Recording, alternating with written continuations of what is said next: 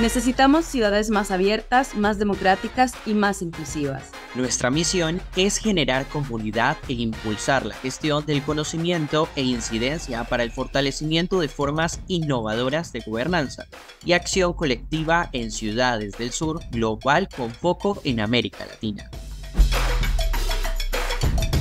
Si quieres entender este trabalenguas, quédate. Somos Sila y esto es Sila Escuchas. Las personas no binarias no somos nada nuevo. Existimos y resistimos desde siempre. Pero es ahora cuando se nos ha visibilizado y nombrado. Somos seres de energía, que bailamos entre lo femenino y lo masculino. No hay una forma lineal ni única de darse cuenta o categorizar lo que es ser no binario. Reconocer y vivir el género como una performance implica un trabajo personal, emocional y social que habilita múltiples maneras para identificarnos, amarnos, expresarnos y vivir a plenitud la existencia. Entendiendo el autodescubrimiento como un gran abanico de posibilidades, mutantes, que se adecúan y permiten que cada persona encuentre la plenitud de su vida, desde su sentir y no desde la imposición de una norma social que nunca elegimos. Mi nombre es Anne y me reconozco como una persona no binaria hace 10 años. Hay tantas formas de habitar el no binarismo como personas en el mundo. Es por eso que a través de este episodio indagaremos desde múltiples visiones la experiencia de vida no binaria. La lucha de disidencias como fuerza poderosa para la revolución. Cuando hablamos de lo no binario en general, tendemos a pensar que también es una cosa como dada, circunscrita a una experiencia de vida particular de que, ok, no eres hombre ni mujer y se acabó. Y yo creo que tiene mucho más que ver con el hecho de la experiencia vivida. Y cada persona no binaria reafirma, políticamente hablando, una apuesta diferente. Es por eso que desde mi perspectiva y en el trabajo que he plasmado en mi trabajo profesional a través de Caribe Afirmativo, hemos abogado por entender lo no binario como un paraguas de experiencias más que como una experiencia única e indivisible.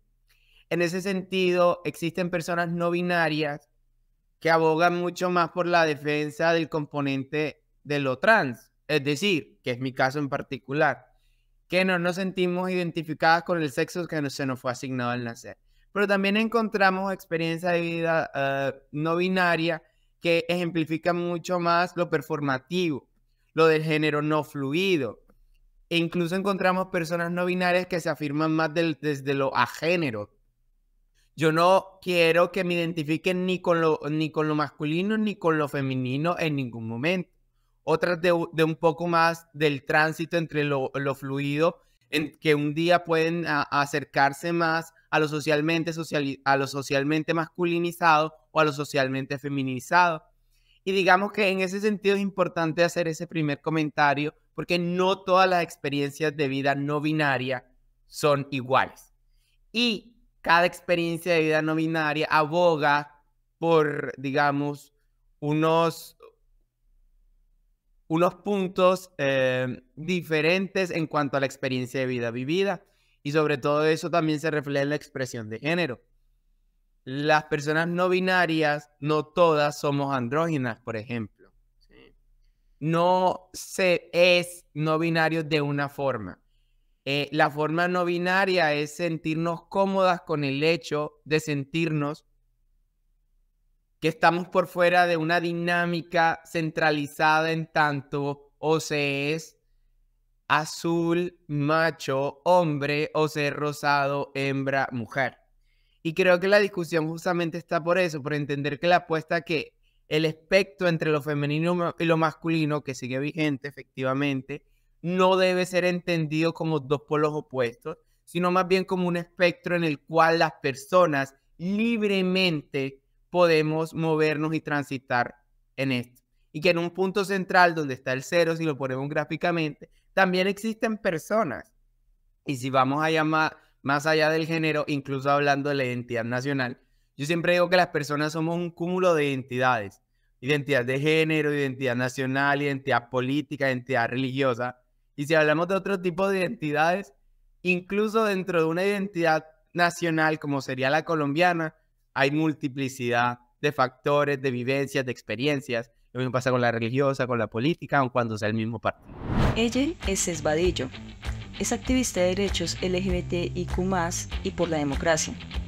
Se identifica como una persona trans no binaria, maestrande en ciencias políticas, coordinadora del proceso de incidencia sociopolítica de Caribe Afirmativo. Sí, porque el no binarismo viene a romper con la cultura hegemónica y binaria y estereotipada, habilitando así otras formas de ser y estar en este mundo. Acabamos de escuchar a Ariel Lucho López. Es la primera persona que ocupa el cargo como concejal en no binario en General La Madrid, provincia de Buenos Aires, Argentina. Es también un gran referente local del colectivo LGBTIQ+, General La Madrid, y quien impulsó muchas de las políticas de género dentro del municipio. En mi historia personal, la primera institución en reconocer mi género fue un club de fútbol. En abril de 2022 recibí el primer carnet no binario en Vélez Sarsfield. Había empezado el proceso de pedido 7 meses antes, que conllevó un montón de conversaciones sobre la importancia de este hecho, pero no fue hasta que tuve el carnet en mis manos y la noticia se hizo pública que entendí la dimensión de esto. El fútbol es un lugar asociado a una masculinidad tóxica, a violencias, misoginia, a racismos. Pero si miramos un poco más, también es un espacio colectivo, comunitario, que cumple un rol súper importante a nivel social. Dentro de los clubes conviven un montón de identidades. El club de fútbol es también un espacio de desahogo, es un espacio de disfrute, es un espacio de encuentro entre otras personas, con otras personas. Que el club de mi barrio, del que soy hincha, reconozca y me dé la bienvenida como una identidad disidente, es casi como que me lleve el cariño de mi familia. Ella es Naimik Cirelli. Es periodista y director de comunicación de Sembra Media. Desde hace 12 años trabaja en medios de comunicación, los últimos enfocado en medios nativos digitales independientes. Y si me corro de mis sentimientos personales, también es un impulsor de cambios sociales, porque esta acción llevó la conversación a la tapa de un diario como Olé.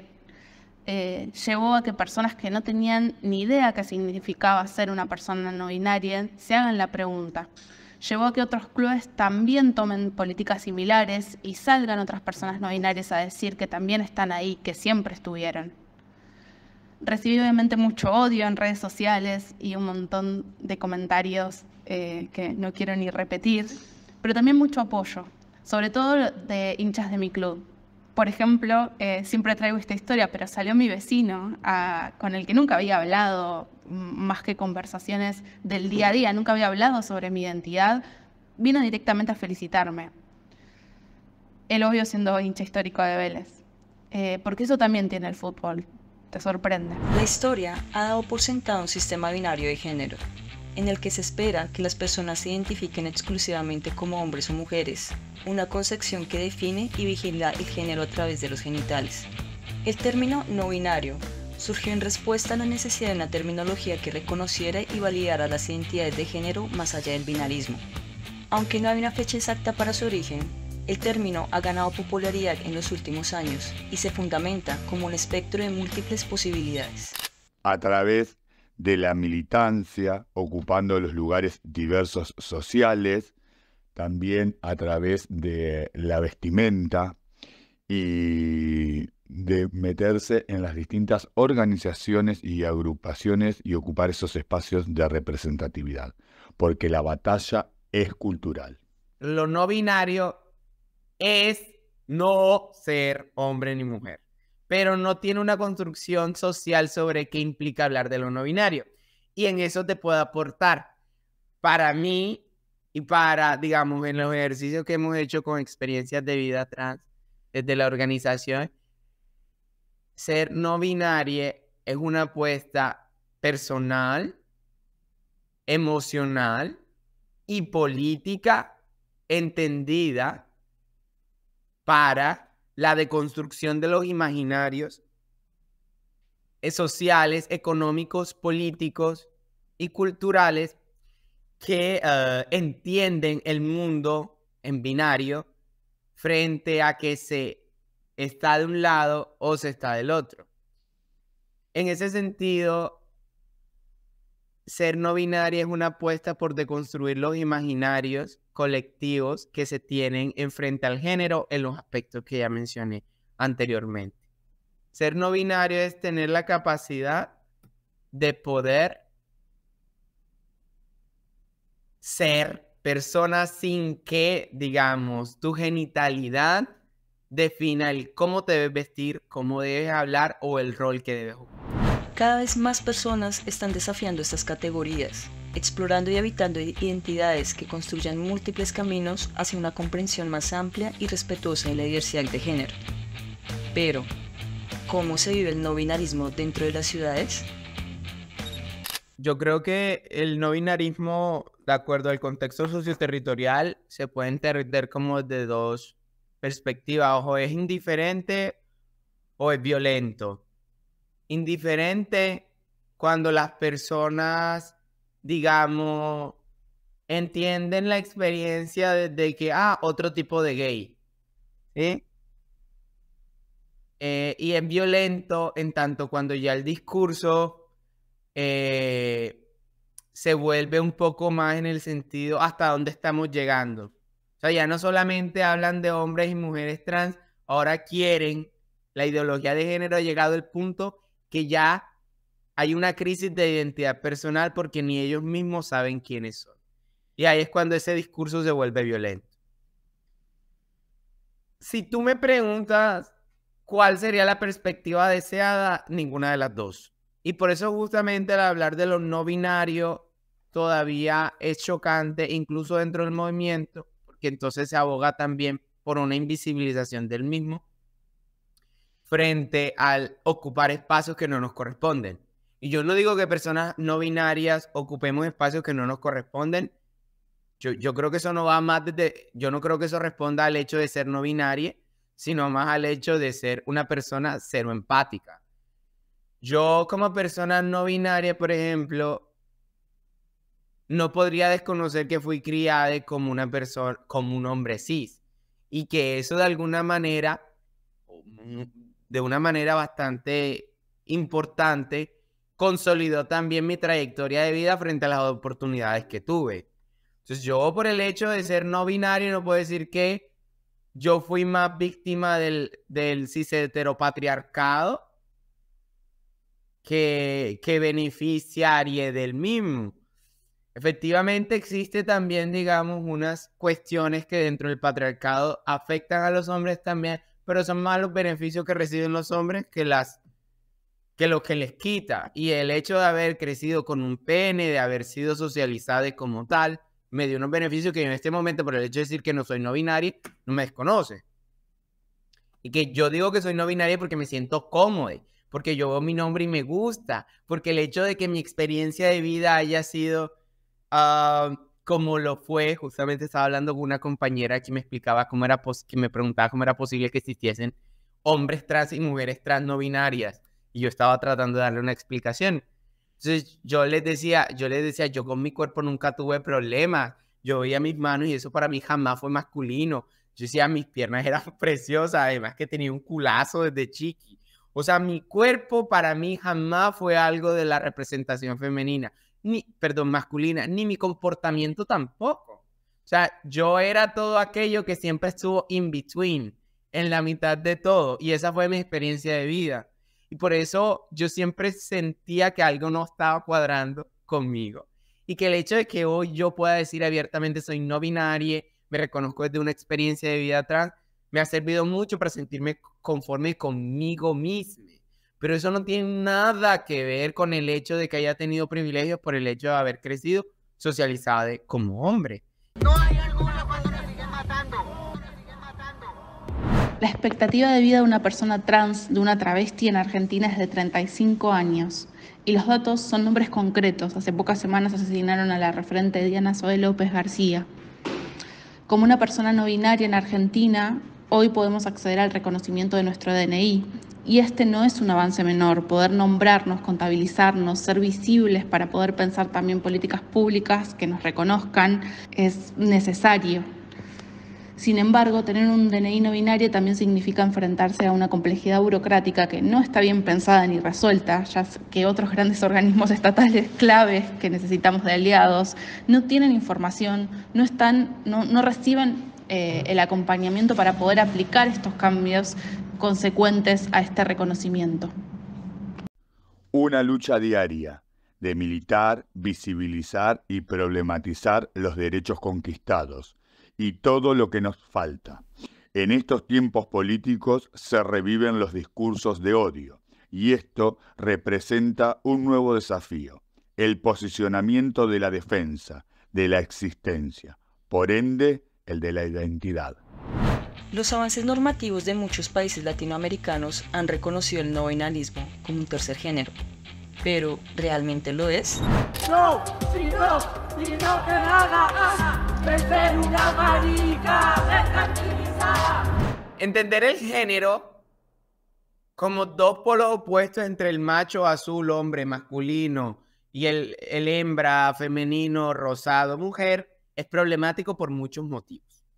Yo te voy a dar 3 motivos como para que los tengas en el tintero. El primer motivo es que ninguna persona cis en el mundo es 100% masculina o 100% femenina, pero se debe dejar, es decir, es que nuestro cerebro o nuestra sociedad nos obliguen a encasillar a la gente en esa dicotomía, ¿sí? Y tan problemático es que entonces existen, Dios mío, para mí algo que realmente da cuenta del problema que tenemos frente al entendimiento del género son los perfumes. Si el perfume huele fuerte, es de hombre. Si huele suavecito, vainilla y flores, es de mujer. El hecho de que nuestro cerebro asocie una cosa inerte a una vivencia personal, a mí me parece problemático. Y eso se refleja entonces en la manera en cómo moldeamos el comportamiento. Entonces, hablar de género, hablar que no binario es un tercer género, sigue siendo problemático en la medida en que estamos reconociendo que entonces existen dos y hay un tercero, aun cuando lo entendamos como sombrilla, aun cuando lo entendamos de manera individual. Y a esto voy con que efectivamente debemos entender el género como un espectro de comportamientos sociales donde el deber ser sería, más allá de que a ti te nombren, porque bueno, paréntesis, no me hagas perder, paréntesis. Es problemático que la gente, digamos que los argumentos de los movimientos antigénero o contragénero, o sea, es que entonces ya no se le puede decir a un bebé que es niño o niña. Ese no es el punto, ese no es el centro de la conversación. El centro de la conversación es que efectivamente todas las conceptualizaciones que nosotras y nosotros hemos creado son artificiales para tratar de entender nuestra realidad, que es abstracta. Si yo veo una mesa, tengo que ponerle un nombre, porque sencillamente no podría decirle objeto en general, porque podría ser cualquier cosa. Y que la mesa se llame mesa es completamente arbitrario, y que la mujer se llame mujer es completamente arbitrario. Es decir, el nombre per se no implica nada. El problema es que asociamos la vagina, que ok, una persona que nace con vagina y con unas características biológicas objetivas, la llamaremos en español mujer, o woman en inglés, o donna en italiano. Y no hay ningún problema con eso. El problema es que a esa conceptualización no la hacemos de manera descriptiva, sino prescriptiva. Entonces no es que estás definiendo la vagina, sino que entonces ese nombre te está definiendo todo. Te está definiendo el color del pelo, el color de la ropa, si te van a perforar, hablando otra vez de Western culture, cultura occidental, te va a decir entonces que tienes que usar aretes, que tienes que comportarte de manera sumisa, que tienes que saber cocinar, que tienes que saber hacer esto, aquello y aquello. Entonces, el problema no es que utilicemos conceptualizaciones, el problema es que no las estemos utilizando para describir, sino para prescribir. Y eso es lo problemático. Entonces, cierro paréntesis. Nuevamente, entonces cuando hablamos del espectro es que en el deber ser, ese espectro que hemos socialmente denominado como lo masculino de un extremo y lo femenino del otro, que bueno, efectivamente eso no tiene ningún problema frente al hecho de que necesitamos conceptualizaciones para entender nuestra realidad, pero el deber ser es que cualquier persona que nazca, independientemente a si la llaman mujer u hombre, no tendría por qué circunscribirse a un espacio de ese espectro solo por el hecho de haber nacido con un pene o una vagina. O sea, la idea de lo no binario es entender que el género es un espectro flexible en el cual tú te desplazas de acuerdo incluso al estado de ánimo que hoy te levantes. Qué chévere que tú digas, wow, hoy me siento regia, lo que sea, quiero usar maquillaje porque me quiero ver divina yendo a la oficina. Hoy usé tenis, qué chévere, mañana voy a usar. Ese es el deber ser, pero no se cumple. Entonces, cuando entendemos, digamos, lo no binario como un tercer género, nuevamente estamos volviendo a recaer en el mismo discurso que ya utilizamos con hombres y mujeres en blanco y azul. Entonces, lo no binario es el amarillo y ojo que tienes que comportar. Porque si eres no binario, entonces tal. Yo quiero vivir en un mundo donde ser vulnerable y mostrar quién soy no signifique violencia. Las disidencias somos conscientes de que nombrarnos y politizar nuestra identidad es una forma de garantizar y proteger nuestra propia existencia y la de futuras generaciones. Así que es importante cuestionarnos. ¿Qué desafíos tienen las personas no binarias para el acceso a sus derechos? Efectivamente, del ejercicio de incidencia que venimos adelantando desde la organización, se ha evidenciado que los movimientos sociales van a diferente velocidad de acuerdo al contexto en el cual se desarrollan y también de acuerdo al contexto, digamos, de reivindicación de derechos que puedan como extrapolar. Y me explico. Cuando hablamos del movimiento no binario dentro del paraguas LGBT, vemos que las discusiones del movimiento no binario son tempranas en tanto estamos hablando apenas de reconocimiento. ¿Sí? Y esa es una discusión que las personas cis, homosexuales, lesbianas, gays, en su momento no dieron, porque su nombre y su identidad no cambió. Que en su momento las personas trans dieron, pero que continuaban dentro de los parámetros de lo que las personas entendían entre mujer y hombre. Ok, ¿quieres ser hombre? Ok, ¿quieres ser mujer? Y se dio esa discusión y afortunadamente en Colombia a través de actos administrativos se puede cambiar, digamos, el componente sexo-género para las personas trans femeninas y transmasculinas. Pero luego entonces estamos hablando de lo no binario y es como que, pero si no eres hombre y mujer, ¿qué eres? Entonces estamos en un momento en el que efectivamente el mayor desafío que tenemos es el reconocimiento de nuestra identidad, no como default, sino como una construida individual y socialmente. Porque es que yo, como no binaria, no es que no sea ni hombre ni mujer. No, soy no binaria. El que aún se nos defina desde la negación de la negación de otra identidad es problemático porque siempre vamos a hacer lo que no es otra persona u otra identidad. En el año 2022, acá en General La Madrid, realicé mi cambio registral en el registro civil, un trámite muy sencillo. Primero se rectificó mi partida de nacimiento y luego me llegó mi DNI. Como en ese momento yo estaba como concejal y a su vez integrante de la agrupación del LGBTI+ de General La Madrid, se decidió hacer un acto de entrega de ese DNI para visibilizar y fortalecer estas políticas públicas. Y en estas regiones, donde son regiones un poco más cerradas, cuando salimos de las capitales, la dinámica son un poco más cerrada. Y ahí realizamos ese acto donde, provocó un montón de debate público porque se declaró por el Consejo Deliberante de Interés Municipal el acto, y eso armó un debate durante 15 días en la calle, en las redes, en los medios y en los mismos concejales que se votó por nominalmente y se ganó por mayoría. Bueno, y después pudimos realizar ese acto donde acompañaron fuertemente las distintas instituciones, tanto provinciales como nacionales y locales. Fue un día histórico.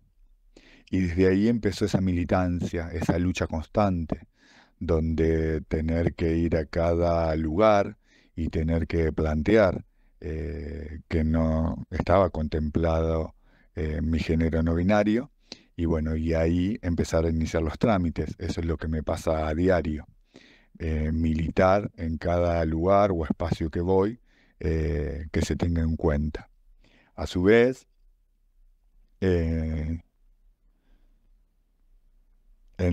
este año, cuando fue el tema de las listas partidarias políticas, también en el armado tuvimos que hablar al Partido Justicialista y a la Junta Electoral para que se me respetara mi identidad, porque siempre se habla de paridad de género dentro de las listas.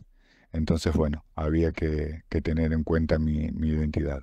Y se aceptó el pedido y pudimos armar una lista que es la primera que hay en todo Buenos Aires, provincia de Buenos Aires, y también creo que me atrevería a decir en toda la Argentina que se haya aceptado el género no binario y se haya respetado en un lugar. Nuestra lista fue conformada, primero integró una mujer, segundo una persona no binaria y tercero un varón, lo cual eso también trajo mucho debate, mucha crítica, a puntos de tener que, bueno, que generar defensas desde la justicia, denuncias penal, el INADI, porque bueno, no paraban de acosarme, de violentarme desde las redes, candidatos de otras listas también, y bueno, y tuvimos que hacer acciones legales también.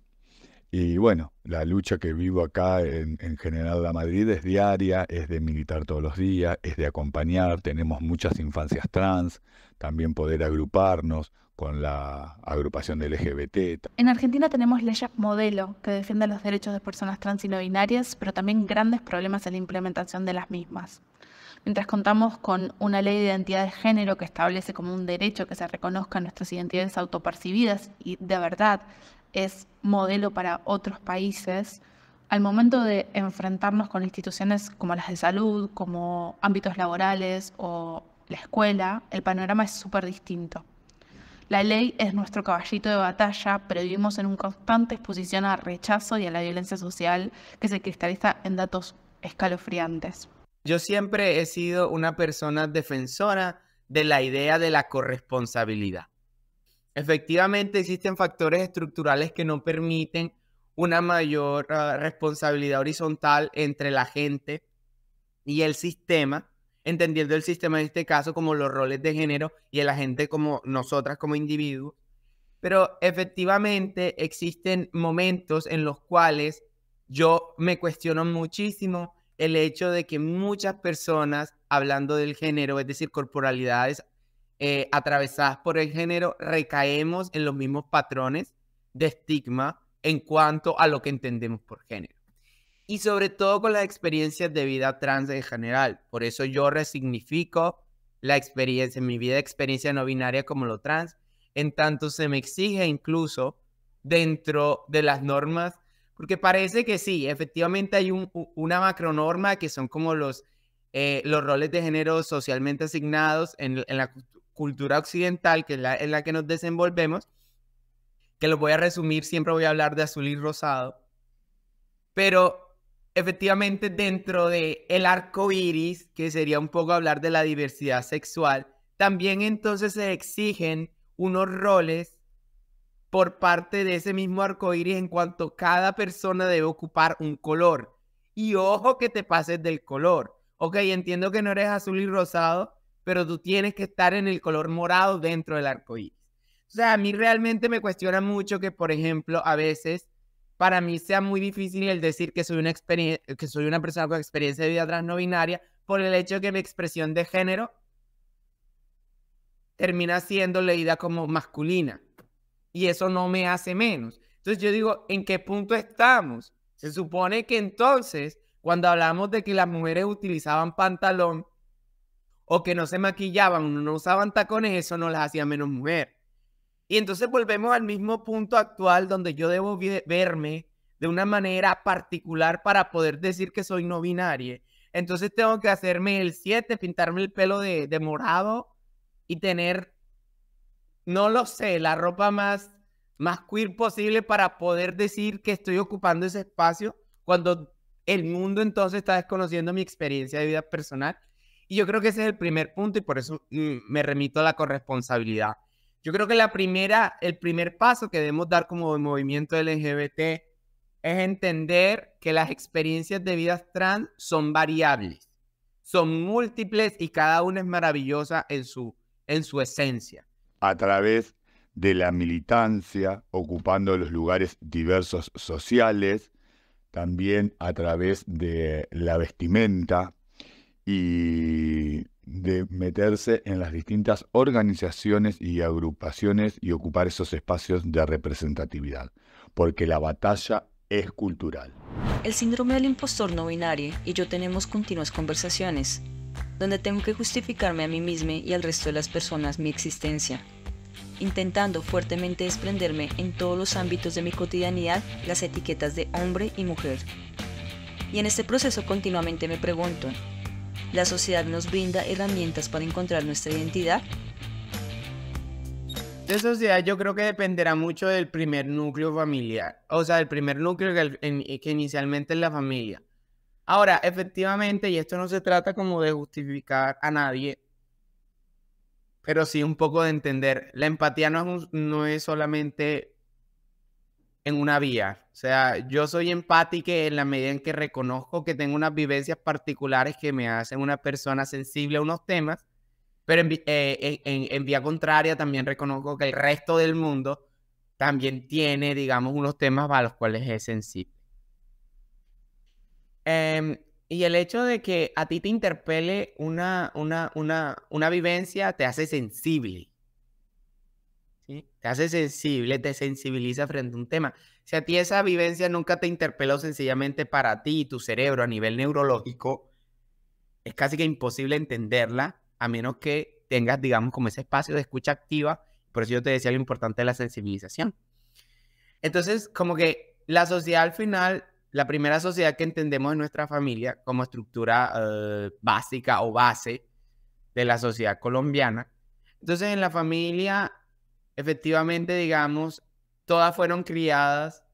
Es decir, esto que yo estoy diciendo para mí puede parecer como, o sea, es básico, el género como espectro, pero si tú le dices eso a mi mamá, o si le dices eso a mi abuela, realmente si estás en disposición es muy difícil que lo puedan entender, porque esta conceptualización, es decir, yo estoy llegando a temas que incluso rayan en el privilegio de la academia y la lectura. La vida se entiende mucho más con lo concreto y con las conceptualizaciones que siempre hemos tenido y ya, ¿sí? Para mí, cuando me enseñaron inglés, para darte un ejemplo de lo difícil que puede ser entender cosas que para el resto sí es fácil, yo decía, el profesor de inglés dijo, tenía como 8 años, el profesor de inglés dijo, como que en inglés no había ñ. Dios mío, eso para mí fue terrible. Yo decía, Dios, ¿y cómo hacen para decir niño y niña? Dios bendito, o sea, qué locura. No lo podía entender. Yo decía, ¿cómo es posible que un idioma no tenga ñ? Y todas las palabras con ñ, ¿qué les pasa? Y para mí eso, con 8 años, era un trauma. Yo decía, profesor, ¿pero cómo es posible? Porque claro, al final es eso. Ya luego él me explicó que pues él me respondió de una manera bastante sensibilizante. La verdad me dijo, bueno, ellos no se complica. Le dijeron niño, boy, y niña le dijeron girl. Y ya. Como que le cambiaron, como no la tenían, no la ponían. Así de sencillo, ¿cierto?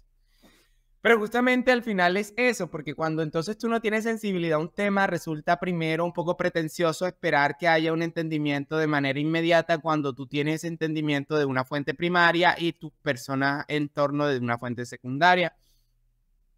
Entonces, como que las herramientas al final que nos puede brindar la sociedad dependerá mucho del entorno en el cual tú te desarrolles. Por ejemplo, mi familia, yo la amo, la quiero.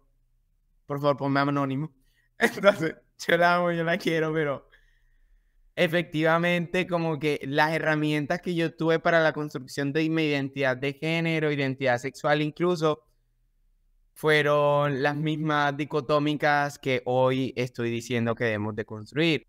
Surge a partir de que el mundo está planteado en forma binaria, estereotipada y reproduce violencia, porque deja afuera a otras identidades de género que no responde a lo que está planteado, tanto masculino y femenino. Creo que las identidades no binarias convivimos y nos defendemos y llevamos una vida más llevadera gracias a la construcción de las redes que podemos hacer. Las ciudades permiten de alguna manera ese contacto y ese acceso a digamos, casi una segunda familia que te apaña, que te dé información, porque uno de los grandes desafíos es que no es sencillo encontrar información sobre identidades no binarias. Hay en el último tiempo más publicaciones a nivel medios o más acceso por las redes sociales y poder acercarse a organizaciones de esa manera, no solamente en Argentina, sino en otros países, o acceder a textos de libros. Pero sigue siendo información que circula como un pase mano a mano entre distintas personas disidentes con lugares más o menos de privilegio que te ayudan a ir construyéndote como tu propia identidad, a reconocerte, a no sentirte solo, sola o sole, acceder a información clave. Yo recuerdo que a mí me costó muchísimo, por ejemplo, encontrar un equipo ginecológico en Buenos Aires, que es donde vivo, y pude acceder a un hospital público y a un equipo que trabaja interdisciplinariamente para atender a identidades disidentes gracias a que una amiga me pasó la información, me pasó un mail y con ese mail mandé un correo y me dieron una fecha, pero no es información que esté pública al alcance de la mano. Y ese es uno de los desafíos, como hablábamos antes, del acceso a derechos, que si no tenés información no es muy difícil poner en palabras, es muy difícil imaginarte, es muy difícil proyectar un futuro. Y de la misma manera que esas redes, que muchas veces en las ciudades existen, y nada, yo la siento, por lo menos mi red personal, como mi gran privilegio, no es fácil tampoco acceder a ellas, es porque es del boca en boca. Pues lo que nos acompaña es la red de contención, les amigues, la familia, distintas organizaciones. Eso hace que cada día, bueno, uno siga dando la pelea, porque la batalla es cultural. Y siento que también, muy en lo personal, cada vez que habitamos distintos espacios, con nuestra presencia o nos toca compartir distintas actividades, sean laborales, sean sociales, culturales, las que sean, las personas empiezan a tener otra mirada, ¿no? Y muchas me lo dicen.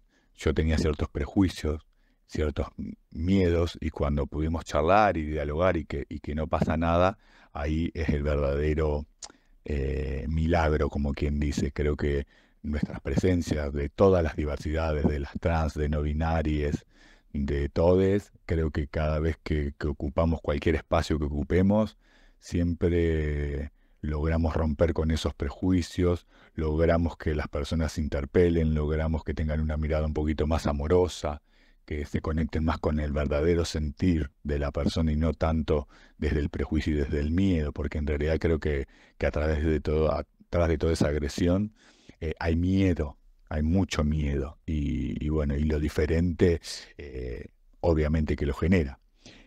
Yo siempre digo, ¿cómo no le va a interpelar a la gente acá de un pueblo de General La Madrid cuando toda la vida fue planteado la vida en binario, ¿no? En mujer y varón, en lindo y feo, blanco o negro, River o Boca, peronista, radical, y de repente que venga una persona y que le plantee la línea del medio, el no binarismo, el romper con esas estructuras y con todos esos patrones que el patriarcado nos inculcó, es difícil. Pero bueno, estamos en ese sentido y cada vez avanzamos un poquito más. Y siempre con la